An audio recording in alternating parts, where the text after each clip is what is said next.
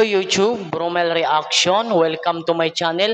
At may panibago na naman tayo ngayong reaction video na nakakatakot mga idol. Ito po ay kay Andy the Explorer. Ayan po, subscribe nyo si Idol. At syempre kung bago ka pala sa aking channel, ay mag-subscribe na rin. Pa-click na notification bell at silikol para update ko sa aking i-upload na reaction video na kagaya po nito. At liwanagin ko lang, ang ginamit ko ngayon na ring light, ang kulay ay orange kasi ito po ang para sa akin na saktong-sakto ang liwanag. Kaya ang magko-comment dyan na mukha daw kong adik, ay syempre, di na ako mag-ano kasi ang reflect sa akin ng ring light na orange ay parang pula. Tapos yung mata ko ay parang pula. At wag natin ito patagalin, tirahin na natin ito bago patirahin ng iba. Let's play! Ang nilalaman ng ating video. Yan na. Lakasan na natin. Sino nagbukas?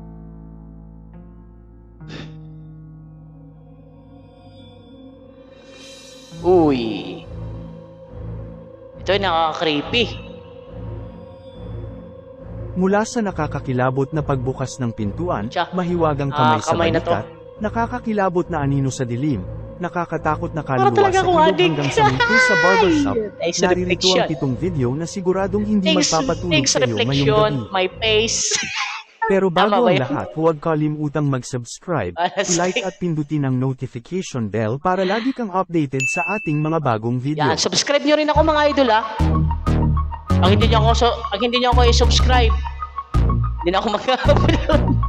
Ang video namang ito na nag-trending sa internet na nagmula ito na. dito sa Pilipinas, na kung saan, habang nag-shooting ng short film ang mga estudyanteng ito para sa kanilang project, ay bigla na lamang may makukuhanan ang kanilang kamera ng isang nakakakilabot na pangyayari sa isang Uy. madilim na auditorium na ito na hindi nila ini-expect.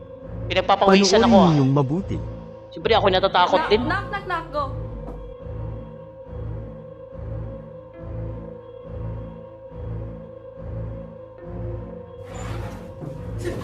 Ay! Makikita sa video ang nakakakilabot na Tanda ko to mga idol, ito po ay naki-MJS na po dati sa nakakapanood dito ay alam na po ito. pagbukas ng pinto, Para sa akin, at legit. mababakas sa mukha ng aktres na ito ang pagkagulat dahil inakala Knock, go. Ayan no.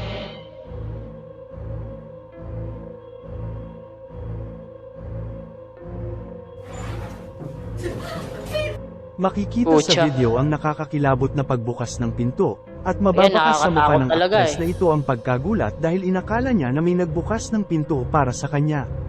Pero wala pala. Sino nagbukas? Sino nagbukas? Kung titingnan ninyo mabuti ang pinto ay animoy may puwersang bumukas dito dahil sa mahirap itong buksan. Oh, parang matigas. Meron Makikita talagang rin sa yung video ganyan na na hindi ito hinawakan ng ganyan na, aktres kaya nang makita door, niya na walang tao talagang sa mahirap likod ng buksan. pinto ay agad itong nagulat dahil wala palang tao ang nagbukas dito. Makikita rin sa video ang animoy itim na muka o nilalang na imahe sa may hagdanan. Okay, awis na ako. May nagsasabi na maaaring ang multo na nakita sa kanyang likod ang siyang may kagagawan sa nasabing paranormal. Para sa akin ito ay legit.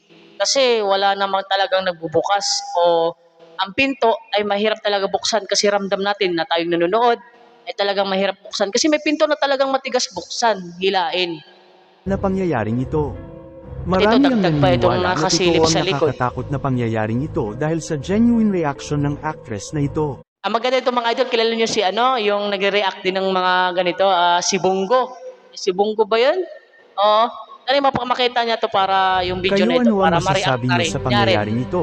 Ilagay lamang ang inyong opinion sa comment section sa ibaba. Sino nagbukas? Okay. Ang nakakatakot na Number larawang two, ang naman ito na mahiwagang kamay. nag-viral sa internet na unang in-upload sa Kamay na ito. Facebook dito sa Pilipinas.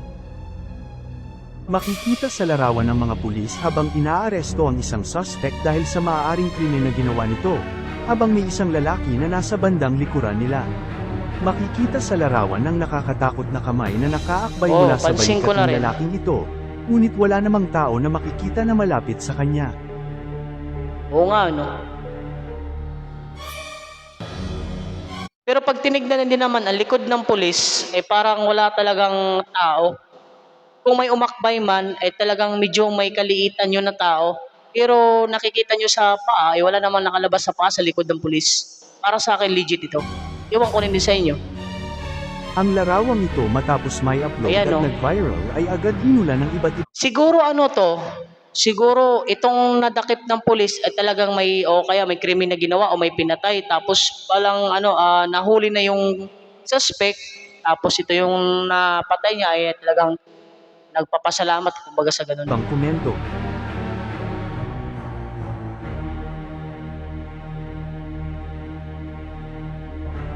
May pabirong nagsasabi na maaaring ang kamay na nakuhanan ay nagmula sa Adams family. May nagsasabi din na baka Pucha. nanggaling lang ito sa kamay ng isa sa pinakamalapit sa kanya. Subalit agad naman itong pinabulaanan at kinontra ng iba dahil walang makikitang malapit na tao sa kanya. At Oo nga. imposible daw na humaba ang kamay ng ganong kahaba. May nagsasabi din naman na baka ito ay edited o Photoshop lamang. Kayo ano ang masasabi nyo sa larawang ito? Ilagay lamang ang inyong komento sa comment section sa ibaba. Okay. Number 3, ang nakakatakot Ang na video anino. namang ito na nag-trending sa internet, na kung saan ang lalaking ito na nagngangalang guro, ay nakabili ng isang maganda at murang bahay. Pansin ko talaga pula talaga ang aking mata o sa reflect ng ring light. Ayusin ko nga. Nagpapawisan pati.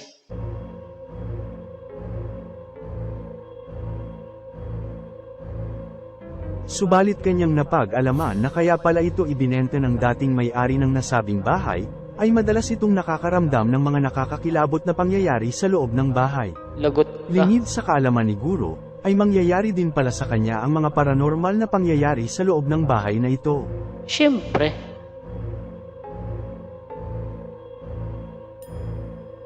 Isang hating gabi ng mga bandang 3:00 ng madaling araw ay may makukuhanan ng nakakakilabot na pangyayari ang kanyang CCTV camera. Ito na nga. Panuorin ninyo ang susunod na mangyayari. Okay.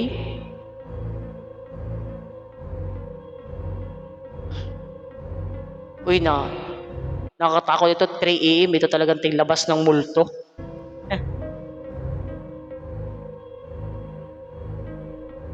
Okay.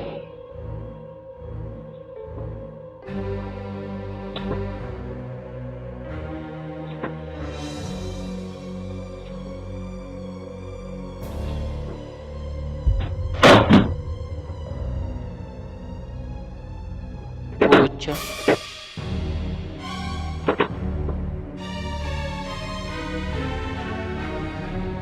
Wow.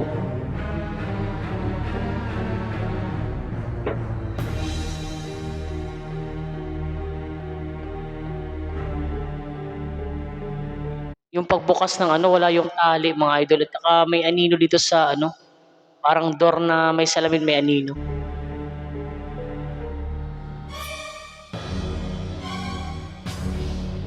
Pucha.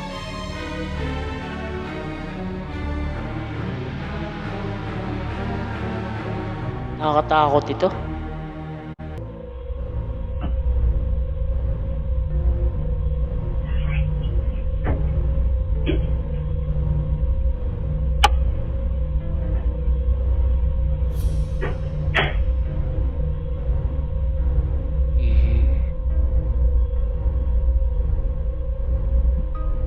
Mhm. Oo nga, para talagang may anino. May anino. Replay.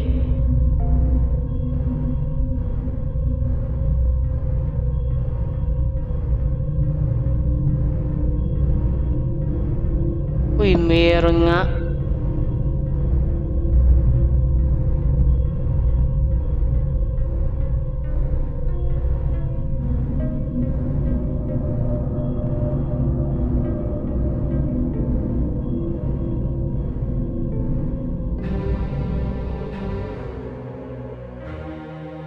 Makikita sa video na pagkatapos patayin ng ilaw, ay makikita ang isang nakakatakot na animoy anino o itim na nilalang mula sa dilim.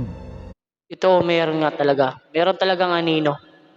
Legit ito. Pagkatapos naman niyang pumunta sa kanyang room, matapos din napatayin ng ilaw, ay makikita rin ang isang itim na nilalang pagkatapos nitong patayin ng ilaw. Ayon kay Guro, naniniwala siya na sadya siyang sinusundan ng nasabing nilalang kahit saan siya pumunta. Pawis na basa na sa pawis.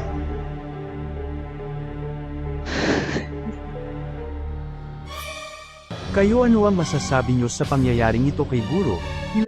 Para sa akin, legit ito. Iwan ko lang sa inyo kung ano ang sa isip nyo. Ilagay Comment na lang lamang ang kayo. inyong komento sa comment section sa ibaba. Mhm. Yan no, anino talaga eh. Ang nakakakilabot na viral video naman na ito Ito yung kinakatakutan ko kanina. na pinag-uusapan ngayon sa internet, na kung saan ang isang babaeng turista mula Indonesia, ay sinasabing Okay. tinangay ng malakas na agos ng tubig na nagmula sa falls. Lingid sa kaalaman ng mga rescuers, ang kanilang hinahanap na katawan ng nasabing babae ay nahagip ng kamera na nasa gilid ng nasabing ilog. Hinihinalang ito ang kaluluwa ng nasabing babae. Okay, di ba? Ang vi- Ano ito, parang nag-ano yung kaluluwa niya kasi dyan siya na ano, o kaya nalunod na ano na ng ano, ano ng tubig. Diyan siya napakita sa ano, pero yung nagkakamera di ata napansin. video na ito ay unang inupload sa bansang Vietnam, at doon nga ay una itong lumikha ng ingay na kung saan ang ilang araw ng pinaghahanap na babae ay hindi naging matagumpay. Oo Kaya nga. naman naging usap-usapan ito sa Vietnam dahil sa pag-appear ng nasabing babae sa nasabing video habang Pero ang ganda niya ano. naghahanap ang mga rescuers sa kanya. Nang oras na binivideohan ng cameraman ang paghahanap sa nasabing babae, ay hindi niya ito napansin sa nasabing lugar. At dahil nga sa misteryosong pagsulpot ng babae sa nasabing video, ipinakita ng mga autoridad ang nasabing video sa mga Grabe. magulang ng biktima at dito nga ay kinumpirma ng kanyang magulang na siya nga ang kanilang anak na pinaghahanap. O di ba nakakatakot ito talaga nakita ng magulang ng biktima na siya talaga yung nakita doon sa tubig. Na talagang creepy. Marami ang nagbigay ng komento at naniniwalang netizens na ang nasabing Pucha. babae ay kaluluwa ng nasabing biktima. May mga nagsasabi din na maaaring kamukha lamang ito ng nasabing biktima. Kamukha tapos nasisi dyan, ulol. Ang video namang ito na nag-trending sa internet noong December 2014 sa bansang Chile, na kung saan, ang babaeng ito na nagngangalang Cecilia Carrasco, ay sinasabing itinulak ng isang hinihinalang masamang espiritu o multo sa isang building na kanyang pinuntahan upang magpunta sa kanyang abogado. Panoorin ninyo ang makukuhanan ng CCTV camera. Pansin ko lang talaga, nakapod na ano talaga yung ring light ko. Talagang ang reflect ko talaga ay para talagang adik. Pulang-pula talaga yung mata ko. Oh. Pula yung muka. Ako naman. Hilig, ay ng gusto ko kasi. nasabing building. Oh, yan. Makikita sa video ang bigla na lamang pagkatumba ng babae, na animoy may puwersang tumulak sa kanya. Wala talagang ano eh, kasi yung babae naka-steady, hindi humakbang, talagang may humila siya na pwersa. Na para siya ay matumba. Dahil sa impact ng pagkakabagsak ng nasabing babae, ay agad itong dinala sa pinakamalapit na ospital. Hospital. Ayon pa kay Cecilia, nakaramdam siya ng matinding pagtulak buhat sa kanyang dibdib na siyang naging dahilan ng kanyang pagbagsak mula sa sahig. Okay. Noong una, inakala niya na may nagtulak sa kanya hanggang sinabi ng isang staff na Kita na walang naman ibang sa tao ang sa naroon nang CCTV mangyari na ang wala nasabing talagang insidente, kaya walang makikitang nagtulak Hindi siya sa kanya humakbang, at agad talagang naman may nilang pwersa. tiningnan ito sa CCTV camera ng nasabing building. Ayon pa kay Cecilia, hindi siya naniniwala sa multo, subalit buhat ng mangyari ito ay naniniwala na siya ayon pa sa kanya. Oh, Kayo maniwala ano ka ang na. masasabi niyo sa pangyayaring ito? Ilagay lamang ang inyong komento sa ibaba.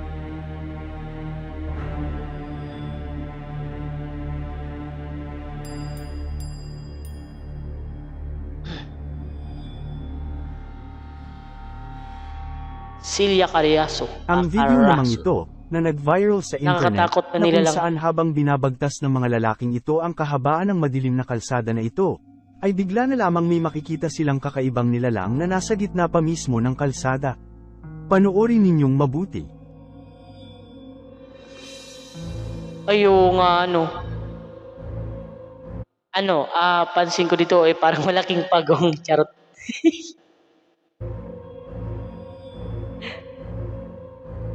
Ayun, naglalakad oh. Parang malaki. Makikita sa video ang paggalaw ng hindi pa malaman na nilalang buhat sa gitna ng kalsada.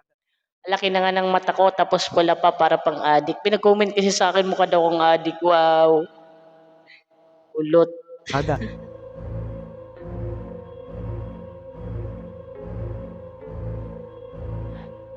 Ang tingin ko dito para tong malaking Ninja Turtle.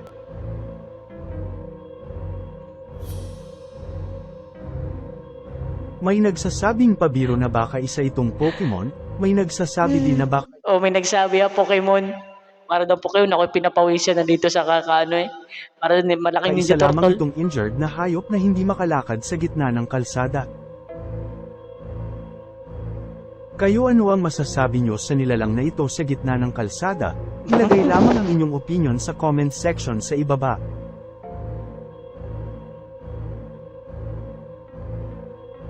Ang Haunted video namang barber ito, shop. na nag-viral Lalo, sa papagupit internet, pa kayo na kung may kung saan ganito, ano? habang abala sa paggupit ang mga barbero sa isang barbershop na ito, ay bigla na lamang bumukas ang pintuan buhat sa kanilang likuran.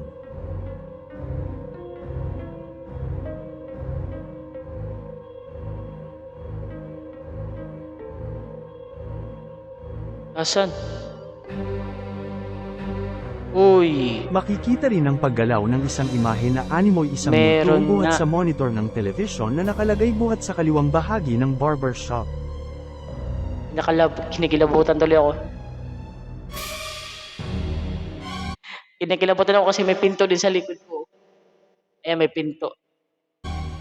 Ayan. Maya-maya pa ay makikita